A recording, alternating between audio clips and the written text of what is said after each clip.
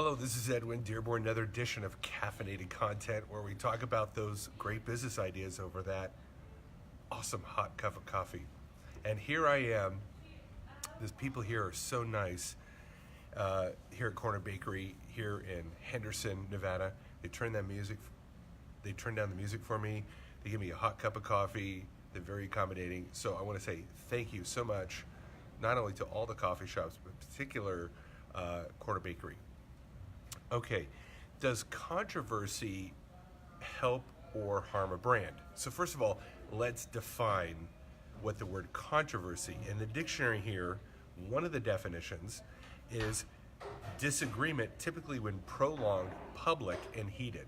Okay, so controversy just has to be two opposing sides where it goes on and on and on, and it gets very emotional. Okay. So does that help or harm a brand? Well, I think there's a number of things you have to take a look at. Number one, what is your brand? Because some brands thrive with controversy, other brands don't really want it. Like if you're Lady Gaga, controversy will probably help you sell more songs. If you're Farmers Insurance, being controversial probably isn't a good business model. So you have to take a look at what is your brand, who's your audience, and is it going to serve your ability to get the right kind of attention that will drive sales? Because that's really what we want to do as a brand. We want to drive sales, we want to drive engagement, followers, and why not use controversy, particularly if it's something that you really believe in. Now, look, Donald Trump has a hat called Make America Great Again. To some people, this is a controversy. Now, it's a benign hat, it's a great message, and whether you agree with Donald Trump or not, somehow this turned into a controversy where people walk into restaurants like this and they're wearing the hat and they refuse service, or somebody knocks their hat off, or they get in an argument, right? Does that actually help Donald Trump's brand? Of course it does. You know why it helps his brand? Because it gives an opportunity for those people who are wearing the hat to talk about why they're wearing the hat. It keeps the message in the news. You see, so if there was no controversy about the hat, then we might forget about it. And that's just one example.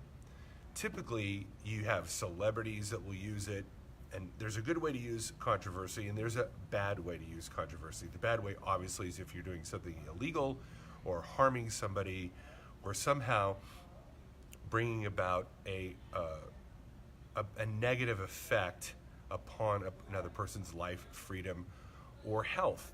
So obviously we don't want to encourage controversial actions that reduce people's happiness in terms of their physical health. It's harming them or something like that, or taking away their amendment rights. But controversy can be something that reality shows have tapped into very successfully. You will see a lot of entertainment out there try to use controversial sets or messages, or actors or whatever it is to try to gain attention. So I think there's a right way to use it, and obviously there is a wrong way to use it.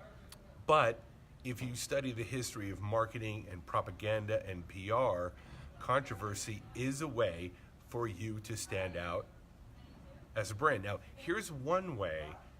It's called newsjacking. Here's a way to use controversy in your favor, and I feel is a great way that a lot of brands can tap into, which is newsjacking, meaning you can take a controversial topic that's trending in the news, and you can give your take on how your brand would either help that problem or your viewpoint on that problem. So, maybe there's a hot bill in Congress that's going, and you believe that your brand could offer some insight that may help resolve that problem. So if you're a doctor, vaccinations are controversial. There's a lot of arguments on both sides. So as a doctor, you can add your viewpoint on latest findings about vaccines. See, you're not joining the controversy, but you're using the controversy to bring attention to your brand going, hey, I want to talk about blah. And people go, wow, I've heard about that controversy. I want to hear what that person has to say about it.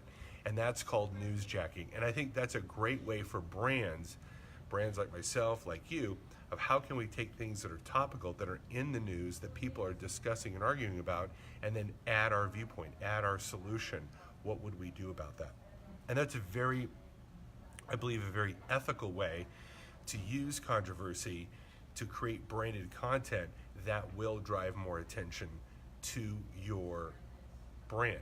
Now, if you want to know more about newsjacking, there's a great book by David Meerman Scott called Newsjacking, and goes in depth about how brands can use trending news and controversies to kind of add their 2 cents and start to get more attention because they now become part of the conversation. And this is a great way, I believe, that you could use controversy. So the question was, is it good or is it bad for a brand? It depends. It can be very bad for a brand. It can be very good for a brand. Again, it's how you do it. Are you doing it ethically? And are you doing it in such a way that you're adding to the conversation in terms of proposing solutions, or are you just arguing just for the sake of arguing? Those are my 2 cents on the matter. Hope you enjoyed this edition of Caffeinated Content. Make it a great day. Bye-bye.